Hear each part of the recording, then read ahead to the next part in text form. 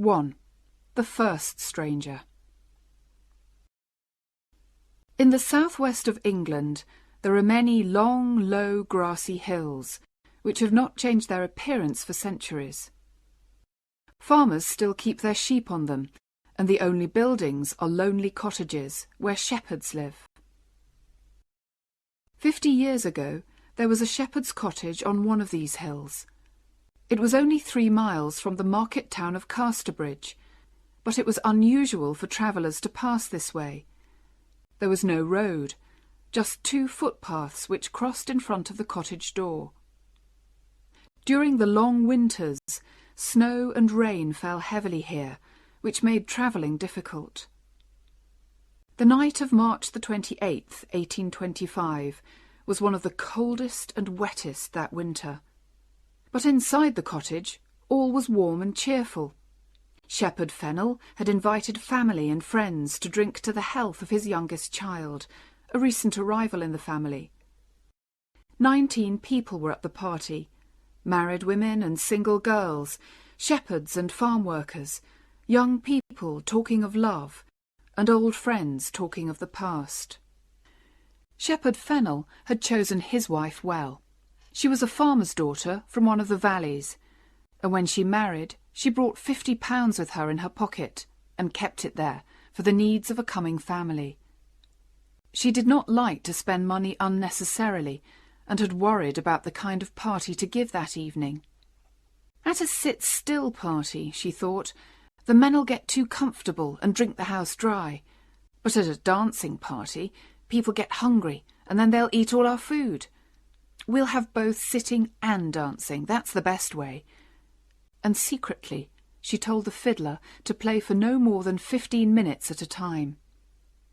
But when the dancing began, nobody wanted to stop. The fiddler refused to catch Mrs. Fennel's eye, and played on. The music got louder and louder, and the excited dancers stepped faster and faster. Mrs. Fennel could do nothing about it, so she sat helplessly in a corner as the minutes became an hour. While this was happening indoors, outside in the heavy rain and darkness, a figure was climbing up the hill from Casterbridge. It was a tall, thin man, about 40 years old, dressed all in black and wearing thick, heavy boots. When he reached the shepherd's cottage, the rain came down harder than ever. The man left the footpath and went up to the door. He listened carefully, but the music inside had now stopped, and the man seemed unsure what to do. He looked around, but could see no one on the footpath behind him, and no other houses anywhere near.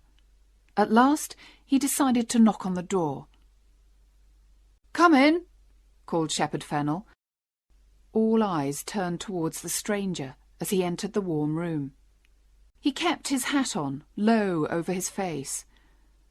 "The rain is heavy, friends," he said in a rich, deep voice. "May I come in and rest here for a while?" "Of course, stranger," replied the shepherd. "You've chosen your moment well, because we're having a party tonight. There's a new baby in the family, you see." "I hope you and your fine wife will have many more, shepherd," the man answered, smiling politely at Mrs. Fennel. He looked quickly round the room and seemed happy with what he saw. He took his hat off and shook the water from his shoulders.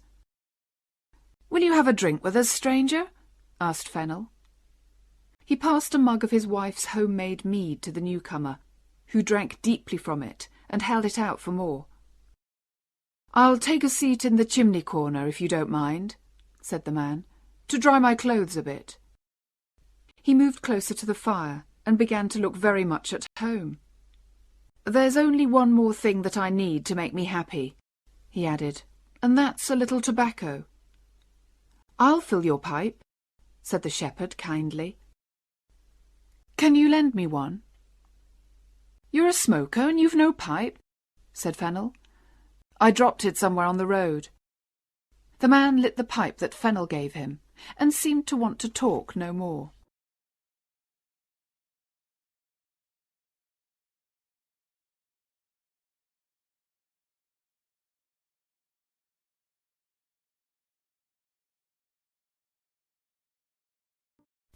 2. The second stranger. During this conversation, the other visitors had not taken much notice of the stranger, because they were discussing what the fiddler should play next.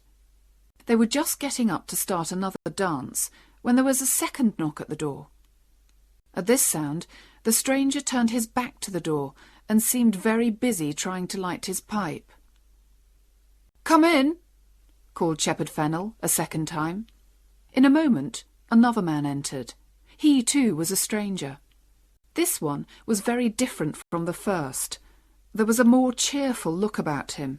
He was several years older, with greying hair and a full reddish face. Under his long wet coat, he was wearing a dark grey suit. "I must ask to rest here for a few minutes, friends," he said, "or I shall be wet to the skin before I reach Casterbridge." "Make yourself at home, sir," replied Fennel, a little less warmly than when welcoming the first stranger.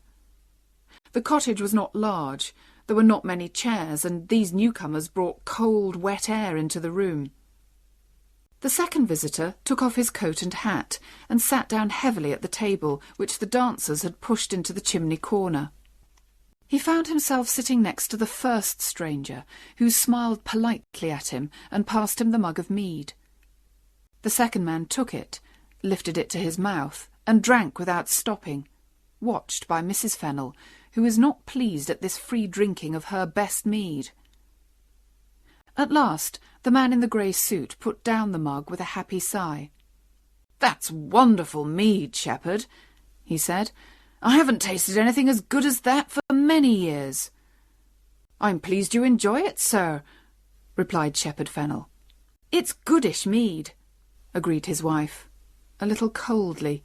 "Made from our own honey, of course, and it is trouble enough to make, I can tell ye, but we may not make any more. Honey sells well, and we don't need much mead for ourselves." "Oh, but you can't stop making this," cried the man in grey. He took the mug again and drank the last drop. "I love mead, as much as I love going to church on Sundays, or giving money to the poor." "Ha, ha, ha," said the man by the fire, who seemed to enjoy the stranger's little joke. The old mead of those days, made with the best honey and the freshest eggs, tasted very strong, but it did not taste as strong as it actually was. Before long, the stranger in grey became very cheerful and red in the face. He made himself comfortable in his chair and continued the conversation. "Well, as I say, I'm on my way to Casterbridge," he said. "You don't live there, then?" said Shepherd Fennel. "Not yet, although I plan to move there soon." "Going to start a business, perhaps?" asked the shepherd. "No, no," said his wife. "It is easy to see that the gentleman is rich and doesn't need to work at anything." "Rich is not the word for me, madam," replied the man in grey. "I have to work, and I do work. And even if I only get to Casterbridge by midnight tonight, I must begin work there at 8 o'clock tomorrow morning. Yes, hot or cold, rain or snow, I must do my day's work tomorrow." "Poor man!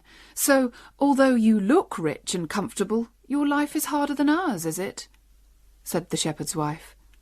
"Well, it's the work that I have to do, that's all. Now I must leave you, friends.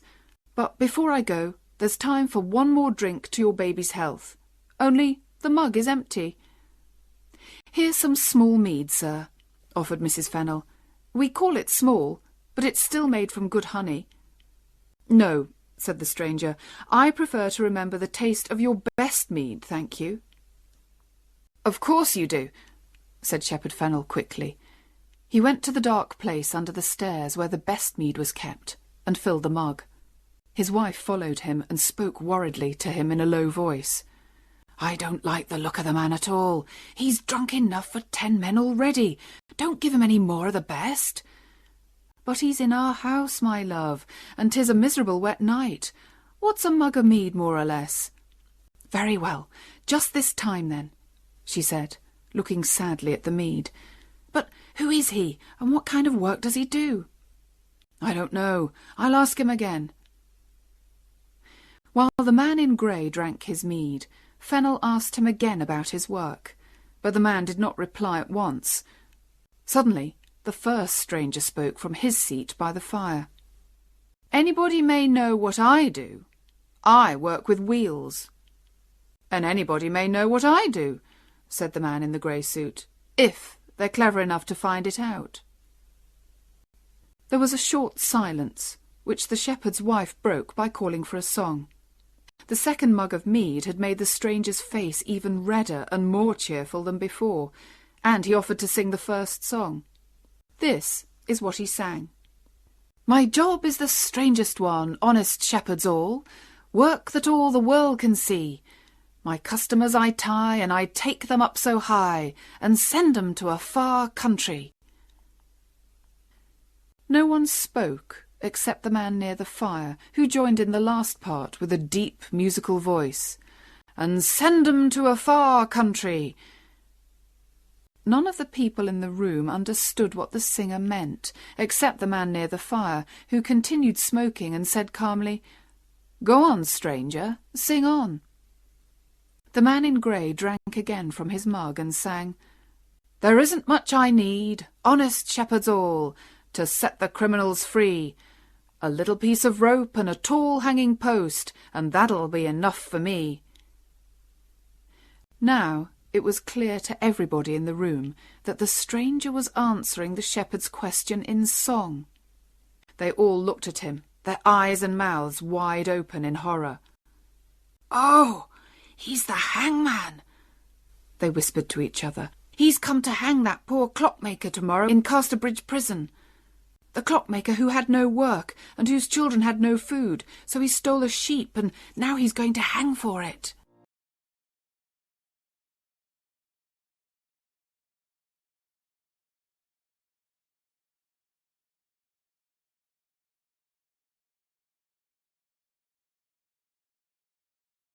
"3. The third stranger." Just then there was another knock on the door. People seemed frightened, and Shepherd Fennel was slow to call out, for the third time, the welcoming words, "Come in." The door was gently opened, and another stranger stood in the doorway. He was a little man with fair hair, and was tidily dressed. "Can you tell me the way to—" he began, but stopped speaking when his eyes fell on the stranger in grey, who, at that moment, started singing again. "Tomorrow is my working day, honest shepherds all, working with the little piece of rope. A sheep has lost its life, and the thief must pay the price. He'll find some peace with God, we hope." The man by the fire repeated cheerfully in his deep voice, "He'll find some peace with God, we hope." All this time the third stranger had stood in the doorway, and now everyone turned to look at him. They saw to their surprise that his face was white, his hands were shaking, and his eyes were fixed in horror on the man in grey. A moment later he turned and ran away into the darkness and the rain. "Who can that be?" asked Shepherd Fennel. No one answered. The room was silent, although there were more than 20 people in it, and nothing could be heard except the rain beating on the windows. The stillness was broken by a bang. It was the sound of a gun, and it came from Casterbridge. "What does that mean?" cried several people at once. "A prisoner's escaped from Casterbridge prison, that's what it means," replied the man in grey, jumping up from his chair. "I wonder if it's my man." "It must be," said the shepherd, "and I think we've seen him. The little man who looked in at the door just now, and shook like a leaf when he saw ye and heard your song." "His face was as white as a sheet," said the fiddler. "His hand shook like an old man's," said a farm worker. "His heart seemed as heavy as stone," said Mrs. Fennel. "True," said the man by the fire. "His face was white, his hand shook, and he ran like the wind. It's all true." "We were all wondering what made him run off like that," said one of the women, "and now 'tis explained." "Is there a policeman here?" asked the hangman. One of the men came slowly forward, pushed by his friends. "I'm one of the king's officers, sir," he said. Then take some of these men at once, follow the criminal and bring him back here. He hasn't gone far, I'm sure. I will, sir. I will when I've got my uniform. I'll go home and put it on and come back here immediately. Uniform? Never mind about your uniform. The man'll be far away by that time. But I must have my uniform. There's the King's name on it in gold. I can't arrest a man without my uniform on. I'm a King's man myself, said the man in grey coldly, and I order you to find and arrest this man at once. Now then, all the men in the house must come with us. Are you ready?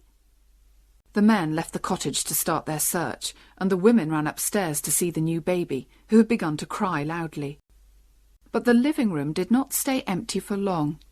A few minutes later, the first stranger came quietly back into the house. He cut himself a large piece of cake and drank another mug of mead. He was still eating when another man came in just as quietly. It was the man in grey. "Oh, you here," said the hangman, smiling. "I thought you had gone to help look for the prisoner." "And I thought you had gone too," replied the other. "Well, I felt that there were enough people without me," said the man in grey, helping himself to the mead. "I felt the same as you. These shepherd people can easily find the man, because they know this hilly country. They'll have him ready for me by the morning, and it'll be no trouble to me at all. Yes, they'll find him. We'll save ourselves all that trouble." "True, true. Well, I'm going to Casterbridge. Are you going the same way? We could walk together." "No, I'm sorry to say I'm going the other way." And after finishing their mead, the two men shook hands warmly, said goodbye to each other, and went their different ways.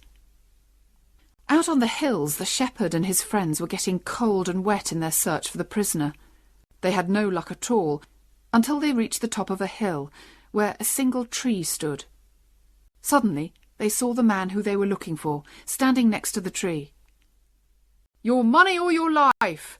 cried the policeman loudly. "No, no," whispered the shepherd. "That's what robbers say, not good, honest people like us." "Well, I must say something, mustn't I? You don't realise how difficult it is to remember what to say." The little man now seemed to notice them for the first time. "Well, travellers, did I hear you speak to me?" he asked. "You did," replied the policeman. "We arrest ye for not waiting in Casterbridge prison for your hanging tomorrow." The little man did not seem at all afraid, and to everyone's surprise, agreed with great politeness to go back to the shepherd's cottage. When they arrived there, they discovered that 2 officers from Casterbridge prison and a judge who lived nearby were waiting for them. "Gentlemen," said the policeman, "I've brought back your prisoner. Here he is." "But this is not our man," cried one of the prison officers. "What?" said the judge. "Haven't you got the right man?" "But then who can this man be?" asked the policeman. "I don't know," said the prison officer, "but our prisoner is very different. He's tall and thin, with a deep musical voice." "That was the stranger who sat by the fire," cried Fennel. The little man now spoke to the judge for the first time. "Sir," he said, "I must explain. I've done nothing wrong. My only crime is that the prisoner is my brother. Today I was on my way to visit him in Casterbridge prison for the last time, when I got lost in the dark. I stopped here to ask the way, and when I opened the door, I saw my brother sitting by the fire. Right next to him was the hangman who'd come to take his life. My brother looked at me, and I knew he meant, 'Don't tell them who I am, or I'll die.' I was too frightened to do anything except turn and run away." "And do you know where your brother is now?" "No, sir. I haven't seen him since I left the cottage." "And what's his job?" "He's a clockmaker, sir." "He said he worked with wheels," said Shepherd Fennel. "He meant the wheels of clocks and watches, I suppose." "Well, we must let this poor man go," said the judge. "Clearly it's his brother who is the wanted man." And so the little man left the cottage with a sad, slow step. The next morning, men were out on the hills again, searching for the clever thief. But the shepherds and farm workers did not look very carefully. They did not think the man should hang just for stealing a sheep, and they liked the wonderful coolness that he showed when sitting next to the hangman at the shepherd's party. So the prisoner was never found, and the man in grey never did his morning's work in Casterbridge, nor ever met again the friendly stranger who had sung the hangman's song with him by the shepherd's fire. The grass has long been green on the graves of Shepherd Fennel and his wife, and the baby whose health was drunk that night is now an old lady. But the arrival of the three strangers at the shepherd's cottage, and all that happened afterwards, is a story as well known as ever in the hills and valleys around Casterbridge. Well, the story comes to an end here, but you mustn't stop here. Vocabulary is a fundamental aspect of English proficiency. I have compiled a list of challenging words from this story, along with their English definitions and example sentences used in the story. Let's get started right away. Answered. Gave a reply. No one answered. Clockmaker. Someone who makes clocks. He's a clockmaker, sir. Decided. Made up one's mind. At last, he decided to knock on the door. Discovered. Found out. When they arrived there, they discovered that 2 officers from Casterbridge prison and a judge who lived nearby were waiting for them. Dressed. Wore clothes. It was a tall, thin man, about 40 years old, dressed all in black and wearing thick, heavy boots. Explained. Made clear. We were all wondering what made him run off like that, said one of the women, and now this explained. Fiddler.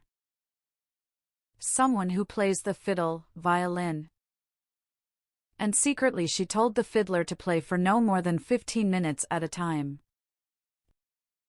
Gray. A color between black and white. He was several years older, with graying hair and a full, reddish face. Hangman. Executioner. Right next to him was the hangman who'd come to take his life. Held. Grasped, kept in the hand. He passed a mug of his wife's homemade mead to the newcomer, who drank deeply from it and held it out for more. Kept. Maintained possession of. He went to the dark place under the stairs where the best mead was kept and filled the mug. Lit. Illuminated. The man lit the pipe that Fennel gave him and seemed to want to talk no more. Liked. Was fond of. They liked the wonderful coolness that he showed. Moved. Changed position. He moved closer to the fire and began to look very much at home. Passed. Went by. He found himself sitting next to the first stranger, who smiled politely at him and passed him the mug of mead. Refused. Declined to do something. The fiddler refused to catch Mrs. Fennel's eye and played on. Sang. Vocalized a song. The man in grey drank again from his mug and sang. Stealing. Taking without permission. They did not think the man should hang, just for stealing a sheep. Stepped. Walked, moved the feet. The music got louder and louder, and the excited dancers stepped faster and faster. Stole. Took without permission. So he stole a sheep, and now he's going to hang for it. Stopping. Ceasing motion.